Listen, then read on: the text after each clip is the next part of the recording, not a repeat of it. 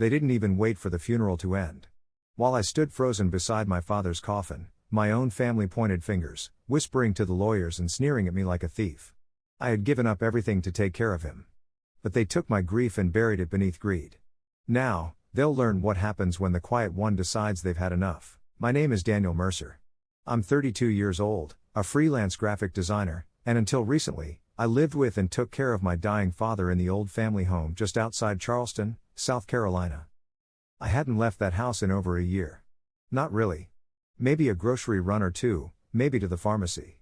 But the rest of my time was spent in silence, by his side, as his body withered under the weight of Parkinson's and the ravages of time. I cleaned him. I fed him. I caught him when he fell in the hallway at 3 a.m. I read to him when his eyes gave out and sang to him when the nights turned longer than pain should allow. My siblings? Nowhere to be found. Erica, my older sister by 7 years, lived comfortably in a Manhattan high-rise with her investment banker husband. Jason, our golden boy little brother, ran off to Silicon Valley years ago and only resurfaced to show off whatever tech startup he was burning VC cash on this time. When Dad got sick, they each had a convenient excuse: kids, work, emotional distance. So, it was me. Just me. And when the final breath came, it was me who held his frail hand, whispered "It's okay, Dad," and watched his chest still under the thin cotton hospital blanket. August 4th, 8:43 p.m.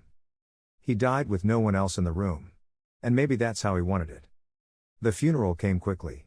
A blur of suits, murmured condolences, and the scent of too many lilies. I didn't cry. I'd cried too much already, behind closed doors and in darkened hallways, screaming into pillows so the sound wouldn't reach his room. Then came the moment where it all broke. The coffin was still open, the church echoing in soft organ chords, when I heard the whisper. He probably forged something. You know how close he was with Dad at the end. It was Erica. My own sister. I turned slowly, like something mechanical, and caught her eyes as she leaned toward Jason, her mouth curving with fake grief and real suspicion. Jason didn't look surprised. In fact, he nodded. Then came the lawyer, Mr. Whitmore, a thin man with thicker glasses than blood, and with him, a folded document in a thick envelope. Erica intercepted him before I could even greet him. They whispered in the corner. Pointed. Glanced back at me. When I walked up, the air around them thickened like they'd been caught doing something unholy. We'll need to verify a few things before the will is executed, Whitmore said carefully. Verify? I asked. Erica folded her arms, her pearls glowing like fangs. There have been concerns. I felt something slide down my spine, cold, wet, corrosive. Concerns? I echoed. About what? Jason stepped forward, calm as ever, the diplomat of the family. It's just odd, Danny. You being so involved. You were alone with him for a long time. And now you're. What? His sole caretaker and the executor of the will? It was like the world tilted beneath my feet. The coffin, his coffin, was right there, and they were talking like this. Like I was a stranger. A criminal. I tried to speak, but it came out dry.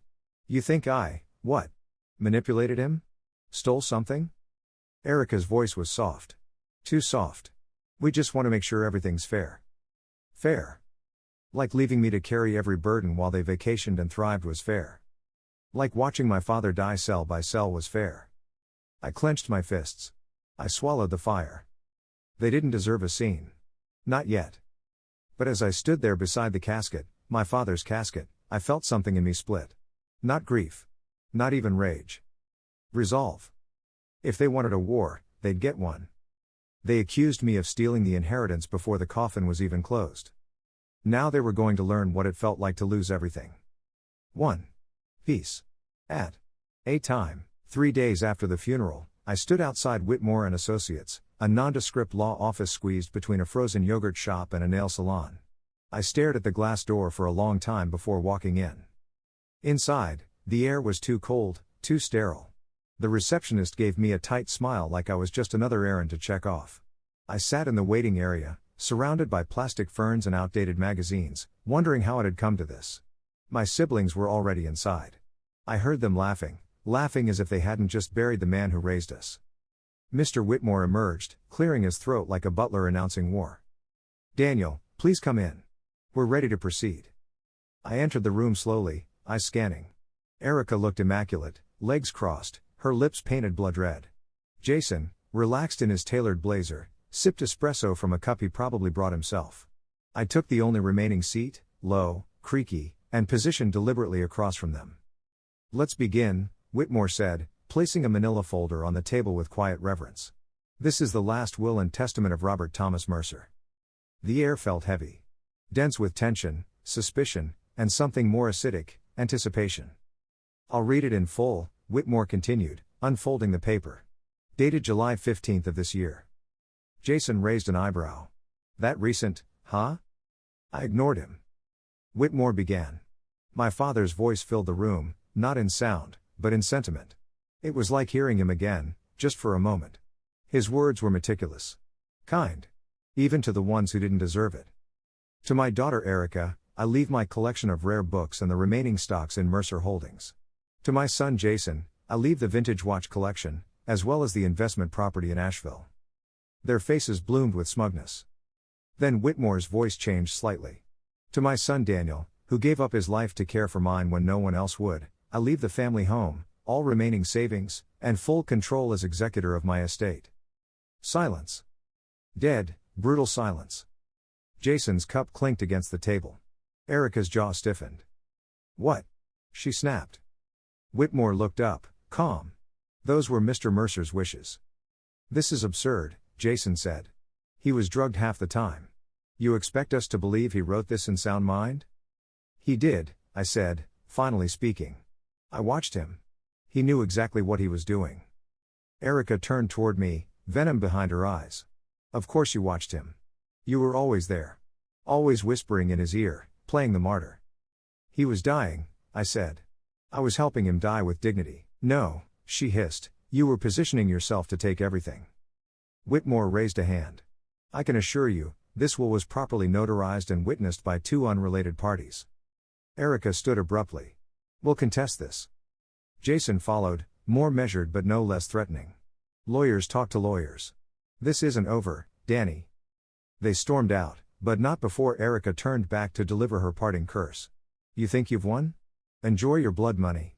It won't last." When the door slammed behind them, I sat back in the chair and exhaled. Not relief. Just clarity. Because I realized something, right then, this wasn't about money for them. It was about control. About the lie they'd told themselves, that they were better. That they deserved more. They couldn't accept that Dad saw through them in the end. I looked at Whitmore. "Can I see the rest?" He nodded and passed me the folder. There were letters. Notes. A personal video message addressed only to me, stored on a flash drive. Dad had known they'd come for me. And he'd prepared me for it. They thought I was just the caregiver. But I was the heir. And now I had something more powerful than money, truth. They were going to try to ruin me. But I had a plan to ruin them first. 2 weeks after the reading of the will, the vultures came smiling. At first, it was subtle. A just checking in text from Jason, a phone call from a number I didn't recognize that turned out to be Erica wanting to have coffee, no lawyers, just family. They wore concern like cologne, artificial, overwhelming, and designed to mask the rot underneath. I played along. I agreed to the coffee. We met at a posh little place downtown, the kind with reclaimed wood tables and drinks that took 3 sentences to order. Erica was already seated when I arrived, sunglasses perched atop her head like a crown, her face a portrait of serenity. "Daniel," she smiled. "You look tired." "I've been settling the estate," I said, sliding into the seat opposite her. "You know, the thing Dad trusted me to do." Her smile didn't falter. "Still bitter, I see." "Not bitter," I replied. "Just observant." The waitress came. Erica ordered some obscure herbal tea. I asked for black coffee. The silence between us was thick with decades of unspoken resentment. Then she leaned in, dropping the smile. "Look, we don't have to make this ugly." "You already did," I said. "At the funeral." "That was emotion," she said. "We were grieving." "No," I corrected. "You were scheming." She sighed. "Jason and I are willing to be reasonable. Maybe we all walk away with something more equitable." I laughed, sharp and humorless. "Equitable? You got your shares. You got your property. What more do you want?" "Control," she said, without flinching. "You think I don't know what's really in those documents? The offshore accounts? The silent partners Dad never mentioned? My blood chilled. She knew more than she should. And don't look so surprised, she added. Dad trusted you with the paperwork, but he confided in me, too. Especially when he was vulnerable. I leaned back. You mean when you showed up unannounced for the first time in 5 years and stayed 2 days? She ignored the jab. I'm giving you an opportunity. You keep the house. Fine. But the rest, you divide it. Or what? Her smile returned. Or things get complicated. I didn't answer. I just stood up, dropped a 20 on the table, and walked out. Because I wasn't going to negotiate with a woman who brought daggers to a coffee shop. Back home, I plugged in the flash drive Dad had left me. The video started with static, then him, thin, eyes tired, but still full of that spark he always carried when he knew he was right. Hey, Danny, he said. If you're watching this, then. Well, you know. He chuckled weakly. I know your sister and brother, I know what they're capable of. They never forgave me for not handing over the business. But you stayed. You gave up your career, your life, for me. He looked down, hands trembling. I wish I had more to leave you. But the real gift, the real legacy, is in the paper trail. You'll find a key taped under the bottom drawer of my desk. It opens the deposit box in Charleston National. Box number 1414. Everything's in there. Contracts, letters, records. He looked straight into the camera. And if they come for you, and they will use it. Protect yourself. And Daniel. Forgive me. For leaving you with this mess. The screen went black. I retrieved the key that night. My fingers trembled, but not from fear. From fury. Because I understood now. They weren't just fighting over inheritance. They were covering tracks. Dad had secrets. And those secrets were dangerous enough for Erica and Jason to try and erase me. But they'd made one critical mistake. They underestimated the son who was always in the background. The one who never raised his voice. The one who'd been listening the entire time. I held the brass key in my palm like it weighed 100 pounds. Box number 1414. For the next 2 days, I didn't sleep. Not really. I lay awake in my childhood bedroom, listening to the creaks in the floorboards, imagining the ghosts of my father's regrets pacing the halls. Every email I sent regarding the estate was met with legalese and veiled threats. Erica had lawyered up. Jason had gone quiet, which was worse. But I had a direction now. A singular thread. I drove to Charleston National Bank just after it opened on Monday morning. The woman behind the counter asked for ID and signature before leading me down into the vault, a cold, silent hallway lined with secrets and betrayals locked in steel. Box 1414 sat at the bottom, humble and unassuming. I turned the key. Inside, an old leather-bound journal, several manila folders, and a small sealed envelope marked for Daniel only. I took the contents to a private booth and opened the journal first. My father's handwriting. Neat, careful, deeply human. What I found inside hollowed me out. June 3, 2015. Erica approached me about liquidating part of Mercer Holdings to cover personal investment losses. She was evasive. I declined. July 19, 2016. Jason asked for control of the Asheville property. Claimed he wanted to develop it. Later found he was under federal review for insider trading. I said no. August 12, 2018. Found inconsistencies in company accounts. Silent withdrawals. Traced to Erica's husband. Couldn't prove it, but I know. October 21, 2021. They want me dead. They won't say it. But I see it in their eyes when they visit. Not grief, greed. My throat dried as I flipped through entry after entry. For years, they had been circling. Pushing him to sell, to sign, to transfer. Each time he refused, the pressure grew. And then he got sick. The sealed envelope contained copies, wire transfers, emails, off-the-record transactions involving shell companies. A detailed breakdown of fraud, laundering, and misappropriation tied back to both my siblings. And the worst part? They used Dad's name. They were setting him up as the fall guy. When the walls closed in, the story would be that a dying man made reckless choices. They would inherit the sympathy and the assets. I was just a witness to be brushed aside, or buried. But Dad saw it coming. And he gave me the matches to burn their paper castle down. I spent the next week building the case. Quietly. Carefully. I reached out to a friend from college, Natalie, now a forensic accountant. She owed me a favor, and when she saw the documents, her voice dropped to a whisper. This is a bomb. Can we prove it? With what you've got? Easily. I asked her not to go public. Not yet, I wanted control. Precision. Meanwhile, the vultures circled faster. Jason showed up at the house, unannounced. Hey, man, he said, as if we were back in high school. Can we talk?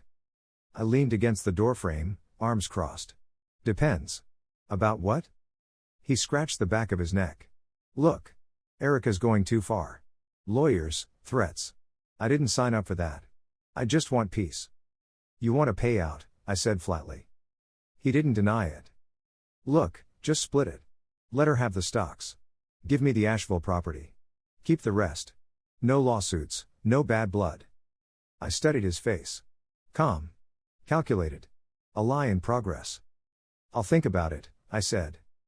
Cool, he smiled. That's all I ask. He turned to go. But I stopped him. By the way, how's your SEC situation? He froze. Still got friends inside the bureau? I added, casually. Or did they cut you loose? His face drained. What are you talking about? Don't play dumb, Jason, I said, stepping closer. I know what you've both been doing. And I've got the receipts. He stared at me for a long time. Then he laughed. Softly. So it's war. No, I said. It's already over. You just haven't felt the consequences yet. He left in silence. But I could feel the shift. The vultures weren't smiling anymore. They were cornered. And a cornered predator either flees, or bites. I wasn't going to give them the chance. The first fire wasn't real, it was symbolic. It came in the form of a cease and desist letter, hand-delivered to my doorstep by a process server with a clipboard and a forced smile. The name at the top, Erica Mercer Green. The accusation, misappropriation of estate funds and undue influence over a vulnerable adult. I read it 3 times. My hands shook, but not from fear. From fury. That was her play? Paint me as the manipulator? She was trying to do to me what she and Jason had spent years doing to Dad. Except I wasn't frail. I wasn't dying. And I wasn't alone. I sent the letter to Natalie, who responded with 2 words, let them. She was building the case file piece by piece, accounting records, tax inconsistencies, offshore traces. With her help, I was turning years of whispered betrayals into a documented timeline of criminal intent. Still, I needed something louder. Something public. I called the family attorney, Dad's real one, not the puppet Erica tried to use after the funeral. His name was Gerald Thorne. Old school. Sharp as a blade hidden in tweed. I'm going to expose them, I told him. He didn't ask for details. He simply said, when you're ready, I'll bring the press. That week, I began preparing the house. Not for sale, for war. I dug through the basement, uncovering old security footage. My father had cameras installed years ago for safety. He never took them down. And in those grainy archives, I found something priceless. A visit from Erica and Jason, 4 months before Dad's death. Jason pacing. Erica yelling. You have to sign, Dad. She barked. No, his voice, weak but firm. This isn't about the company. This is about you too. Always taking. Jason snapped, don't be dramatic. You're barely lucid half the time. Lucid enough to know vultures when I see them, Dad muttered. Then Erica said something chilling. If you don't transfer control, we'll find a way to make it happen. With or without your consent. She smiled. Jason didn't stop her. I transferred the video to my drive. I wasn't sure how I'd use it yet, but I knew it would matter. That Friday, they both came to the house. Uninvited. Together. I knew they were desperate then. I opened the door without greeting them. Jason held up his hands. We need to talk. Fine, I said. Let's. We gathered in the living room, our childhood battleground. The fireplace cold, the mantel still lined with dusty photos of when we used to pretend we were a family. Erica crossed her legs with practiced poise. Let's be civil. I tried that, I said. At the funeral. Remember? Jason exhaled. Look. Things escalated, but it doesn't have to be like this. Oh, it will be, I replied. Just not the way you expected. I tossed a folder onto the coffee table. Inside, copies of the wire transfers, emails, offshore records. Erica's hand trembled as she flipped through it. You stole millions, I said quietly. From Dad. From the company. From the future. Jason stood. This isn't admissible. It doesn't need to be, I cut in. Because it's going to the SEC. And the press. And the Mercer Holdings board. Erica stood too, fury painting her face. You would destroy our family name? You already did, I snapped. I'm just putting your signatures on the obituary. Jason leaned forward. We're not going down alone. I smiled. You already have. They left with clenched jaws and empty threats. I locked the door behind them and leaned against it, heart pounding. The house felt heavier now. But it wasn't fear. It was momentum. I'd thrown the first real punch. Now I was going to burn the rest of their lies down, starting with their reputations. They tried to light the match first. But I was the one holding the gasoline. There's a special kind of satisfaction in watching the pieces fall into place, not by force, but by the unrelenting weight of truth. Truth, once uncovered, is like gravity, slow, inevitable, and merciless. Natalie worked like a surgeon with the documents I gave her. Every wire transfer was cross-referenced. Every false expense accounted for. Every alias linked to an IP address, an offshore account, a tax evasion ploy. What emerged from her forensic dissection wasn't just fraud. It was a criminal empire in miniature. Built by Erica. Funded by Jason. Shielded by my father's name. They'd funneled money through shell corporations using fake consulting fees, inflated invoices, and illegal property flips. Worse, some of those consultants were tied to companies under investigation for laundering money through charities and nonprofits. It wasn't just immoral, it was federal. And my father? He tried to stop it.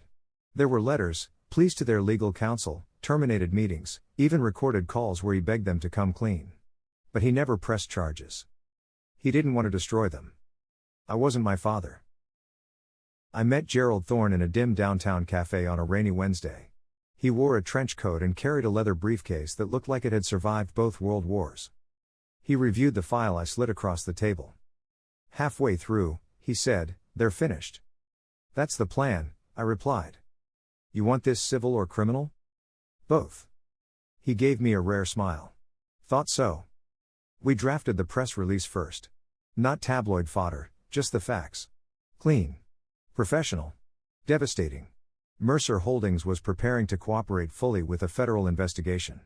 Daniel Mercer, sole executor of the estate, had uncovered financial discrepancies implicating 2 former members of the family board. Legal proceedings were imminent. Then came the SEC tip line. Natalie submitted the report, with everything indexed and hyperlinked. The kind of case file that made agents drool. I mailed the evidence to the Mercer Holdings board anonymously. Then I posted a single statement on the official estate website. My father died with dignity. I intend to ensure his legacy is not buried with him. The fallout started like a slow tremor. First, Jason's name disappeared from a tech podcast he used to guest on. Then Erica's husband was quietly removed from 2 charity boards. I watched their social media presence shrink, comments turned off, profiles locked, public photos disappearing into digital oblivion. Then came the phone call. It was Jason. I let it go to voicemail. "You win. Is that what you wanted to hear? You win. But this isn't justice. This is revenge. You think you're better than us? You're not. You're just more patient. And I hope it eats you alive." I deleted the message without blinking. Then came Erica. She showed up at the house again, alone, this time, drenched in a rainstorm, mascara smudged, face pale. "You don't understand what you've done," she said when I opened the door. "I understand exactly what I've done. You've destroyed me." "No," I said. "You did that. I just made sure everyone saw it." She stepped forward, eyes wide. "You'll regret this." I looked her straight in the eye. "I already regretted growing up with you as a sister." She slapped me. Hard. I didn't flinch. I let her see it bounce off me like ash. She turned and walked into the rain. I closed the door. Locked it. And stood in the dark hallway, heart pounding, not from fear. From release. Because now, there was no turning back. The house wasn't just divided anymore. It was fortified. They wanted a war.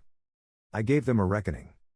And I wasn't finished. The day the story broke was clear skied and windless, one of those painfully calm mornings that made chaos feel even louder. The Charleston Herald ran it first.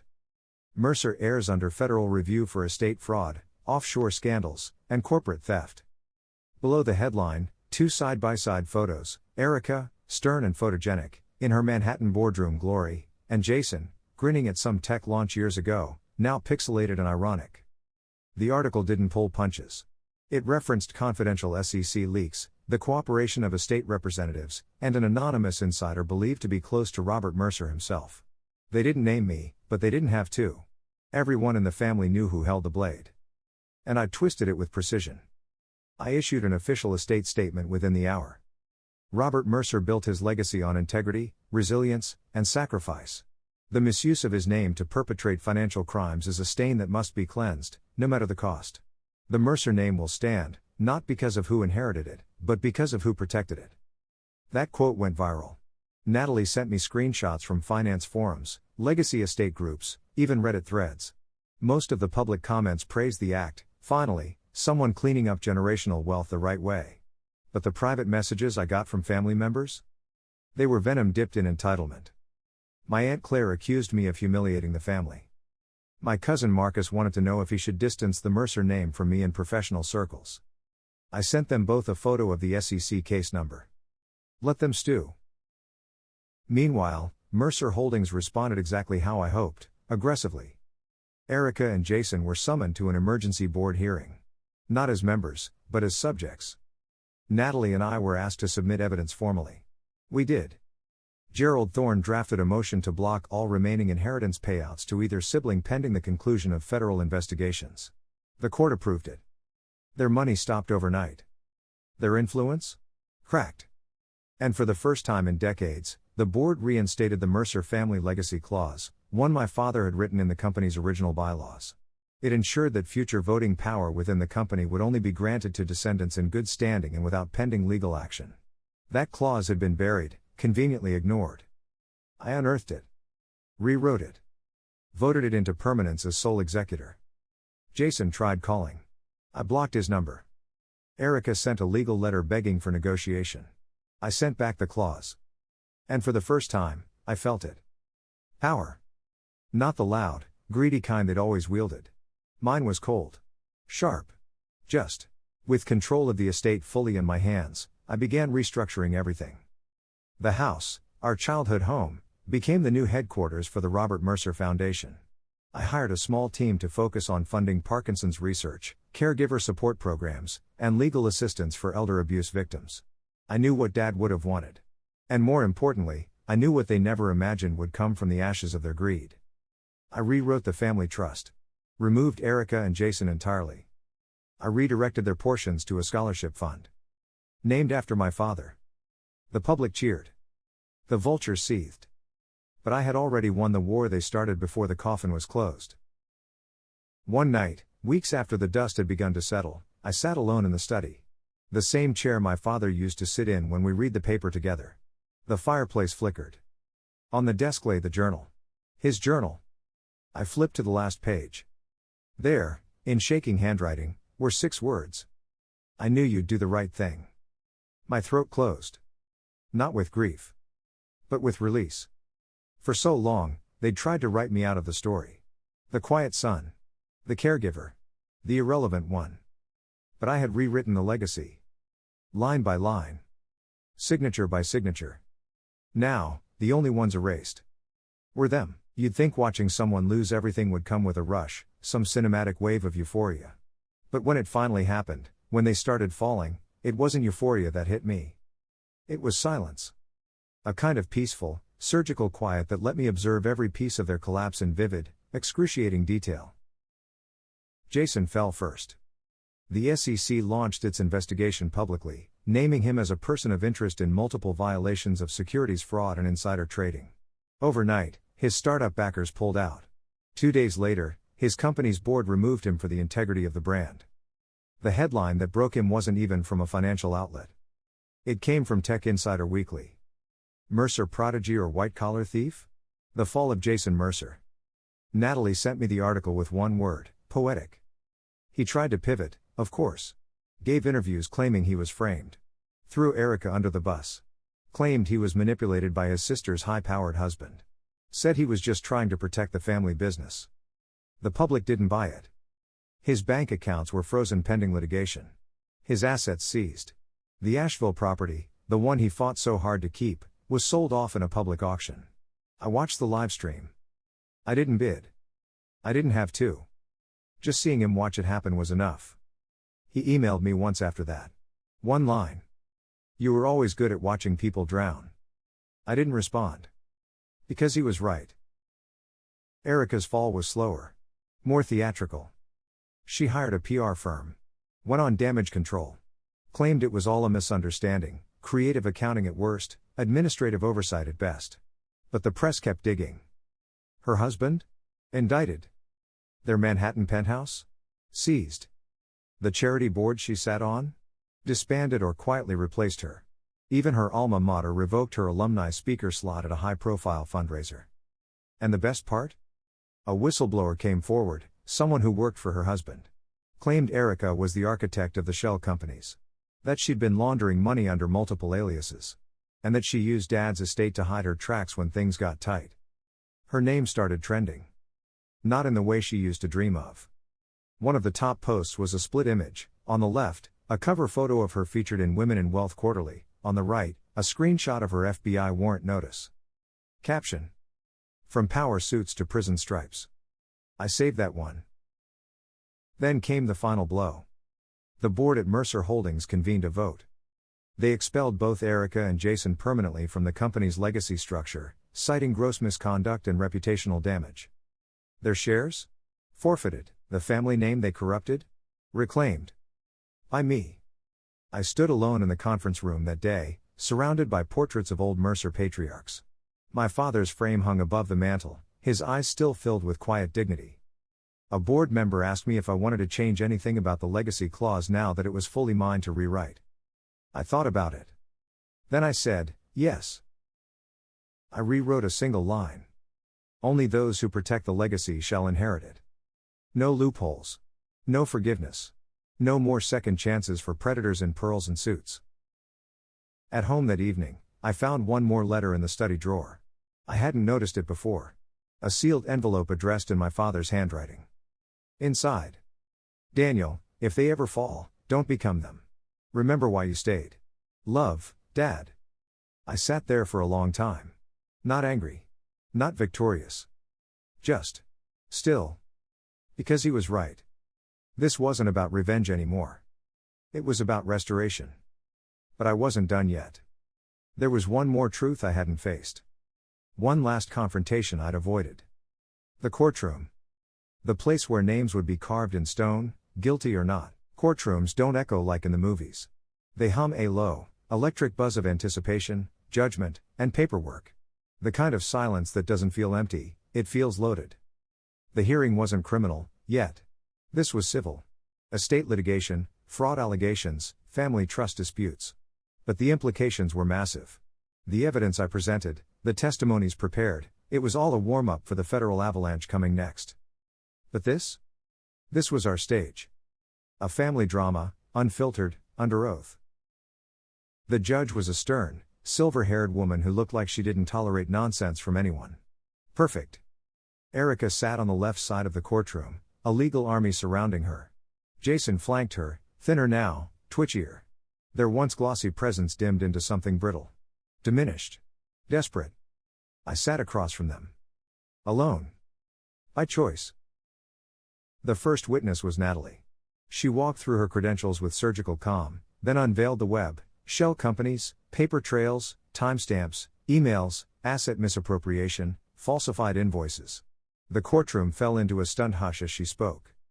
Erica's lawyer objected. The judge overruled. Twice. Jason fidgeted. Erica scribbled notes like she was trying to rewrite the past on a legal pad. Then came the footage. The grainy video of them in the study, pressuring Dad, manipulating, threatening. The moment Erica said, "We'll find a way to make it happen. With or without your consent." The courtroom exhaled as if everyone had been holding their breath. The judge leaned forward. "Ms. Mercer Green, is this your voice in the video?" Erica hesitated. I don't recall. Is it your face? She looked at me, then away. Yes. Jason folded his arms. His foot tapped nervously under the table. Then they called me. I stood and walked to the witness stand, my heartbeat calm, not fast, not panicked. Just steady. Like it had been waiting for this day. They asked about my role. I told them about the caregiving. The silence. The cold dinners. The late nights administering pills and changing bedsheets soaked with pain. I told them about watching my father die while the people in that courtroom lived their lives on distant coasts. Erica's lawyer tried to discredit me. Tried to paint me as bitter. Manipulative. Said I gained the most from the will. I answered with 4 words. I earned it all. Then I looked at the judge. And I said what I hadn't said aloud until that moment. My father left me everything, not out of favoritism, but out of faith. Because he knew I wouldn't sell his name for stock options. Because I was there when it mattered, not just when it paid. The room stayed silent, even the judge didn't speak for a moment. Then she nodded. Thank you, Mr. Mercer. The verdict? The court upheld the will. Declared Erica and Jason's claims baseless and motivated by self-interest. All attempts to seize or challenge estate assets were denied. But the real sting came with the final motion. This court recommends immediate review of the submitted financial evidence to federal authorities for possible criminal prosecution. Erica's face didn't move. Jason's shoulders slumped. They didn't scream. Didn't cry. They just wilted. Like a facade collapsing under its own weight. Outside the courthouse, reporters hovered. Microphones aimed at my face like weapons. Mr. Mercer, do you have a statement? I looked past them at the sky. Clear. Still. Then I said, my family tried to bury the truth with my father. I dug it up. I stood on it. And I'll spend the rest of my life making sure it doesn't get buried again. Then I walked away. No limelight. No press conference. Just steps echoing on the pavement like punctuation marks. Because justice had spoken. But one final chapter remained. Where I would decide what to do with all that remained, the ashes, the victory, the silence. A month after the courtroom verdict, I walked through the house barefoot. No lawyers. No siblings. No shadows waiting to pounce. Just sunlight pouring through the tall windows, illuminating the dust in the air like tiny ghosts finally free to leave. The Mercer estate had become something new. Something mine. The old oak dining table, once the site of family debates and hollow birthdays, now held grant applications for the Robert Mercer Foundation. Down the hall, the den had been converted into a community resource center, free consultations for caregivers, estate planning workshops, mental health counseling referrals. Everywhere I walked, I passed pieces of my past, photos, books, framed letters. But none of them hurt anymore. Because I'd taken the pain and turned it into purpose. Erica pled guilty to 2 counts of wire fraud and agreed to testify in the broader investigation in exchange for a reduced sentence. Jason fled the country. Interpol picked him up in Lisbon. His mugshot hit the internet 2 days later, eyes swollen, beard patchy, the fall of the Mercer tech genius now complete. I watched the news reports without satisfaction. Not because they didn't deserve it. But because their fall was no longer about me. It was about Dad. And the legacy they tried to poison. Gerald Thorne stopped by the house one afternoon with the final estate documents. Everything settled. Everything sealed. The legal journey was over.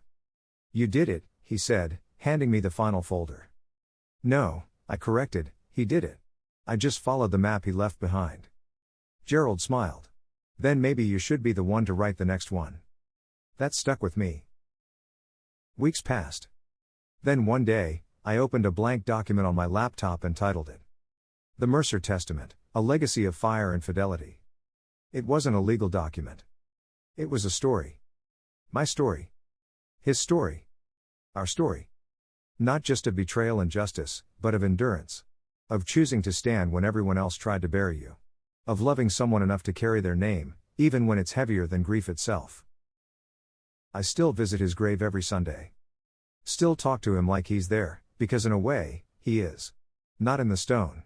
Not in the grass. But in the foundation I rebuilt from his name. One Sunday, I brought flowers, white lilies. His favorite. I stood there, looking at the engraving. Robert T. Mercer. Father. Founder. Fighter. I whispered, they didn't win, Dad. You did.